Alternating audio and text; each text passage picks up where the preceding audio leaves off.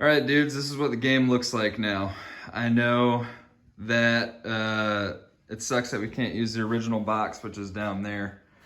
But when I show you how many pieces are in this game, I think you'll appreciate the level of organization that this system will bring to it. So, you open up the game, got the rule book, which is hella thick. This is the scenario guide. So every time we play the game, depending on which scenario we play, we go through this. And it's gonna give us details on how we're setting up the board.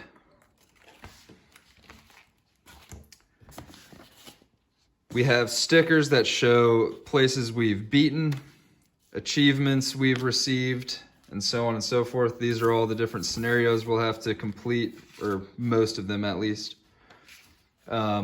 These mark achievements. When you get, I think that when you get achievements unlocked, it gives you some like bonuses and stuff. Then you have the board.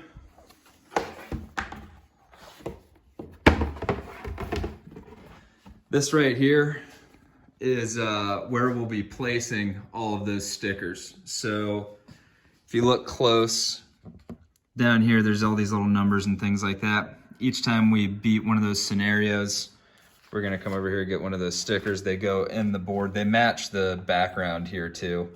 It's just kind of a way of tracking things. Up here, you have spots for the banners, which are over here. This is also where you track your prosperity. So this is a stat that we slowly upgrade through the game, and as it reaches each one of these tiers, it's gonna give us better stuff. It gives us new items that we can equip, and all kinds of other shit.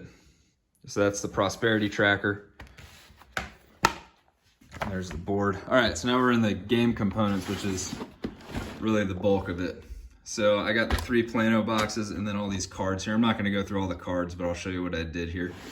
So here's some special items. I'll go over that when I see you guys next, but this is always intriguing.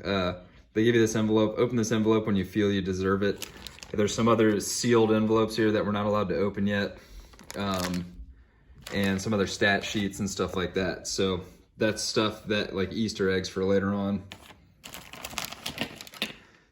These show us how powerful our monsters are and some other stuff. I'll show you that stuff when we actually play the game. We got hit point and experience trackers. So these are the blue wheel keeps track of your experience. The red wheel keeps track of your health. Modifier cards. I'll go over all this more detailed later. There are event cards in this game, so every time you do a new scenario, you do a road event and you do a city event. And each one of those things could have a good or a bad outcome. It's kind of like a miniature choose your own adventure.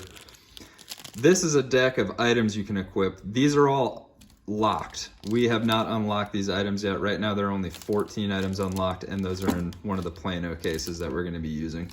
So these we get to use later. These are our personal quest cards. When you start a new character, you get an objective that you're trying to achieve before you retire that character and start a new one. So through the course of the game, each of us has the option of playing one character forever, or as you reach a certain level of experience and stuff, you can retire them and start a new one. I think last time I played the game, I did 4 different characters before we beat it, so it gives some variation to the game. Each time you start a new one, you have a quest you have to achieve, your personal quest. All of these things are for building the board. You can see even more of them back there. These are the large and irregular shaped ones. All of these fit into a neat stack, which I can put right here. So these right here are all the characters that you can play in the game.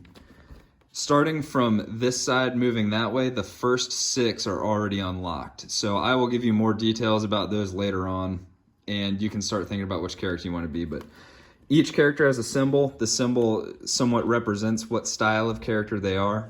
And so we can look at these and pontificate as to what we think they mean, but technically we don't know yet, even though I actually do, but I'm not going to give that away. These are all the player pieces for the unlocked characters in this bag. In this bag are all the player pieces for the, I'm sorry, these are the unlocked, those are the locked. So these are the 6 unlocked characters. We can look at these as soon as we get together. And then this was the part that actually took the work. So there's 3 Play-Doh boxes here, and each one has different stuff in it. So this is the monsters box. When you open it up, sorry, I keep forgetting I'm on camera. I'm doing this. I'll just show it to you this way. See right here, I labeled each one of the compartments. So if you pull this little sheet out, you can just overlay it like that, and it's the exact thing. It's got the name of each kind of monster, bosses. Basically, the way the game works is you take all these little things like this, and we're gonna put them on plastic stands each time we use them. So this is called a forest imp right here. So you can see just in the number of monster tokens, there's already a shit ton. So that's hence the need for the Play-Doh box. It really helps. So there's monsters. You can look at those all you want next time. These are overlay tiles. So there's a lot of things when you're setting up a scenario that you're gonna use, like terrain, furniture, there's traps, there's doors, there's chests, there's all kinds of other stuff. So when you open this up, again, it's labeled, and you can see the terrain cards.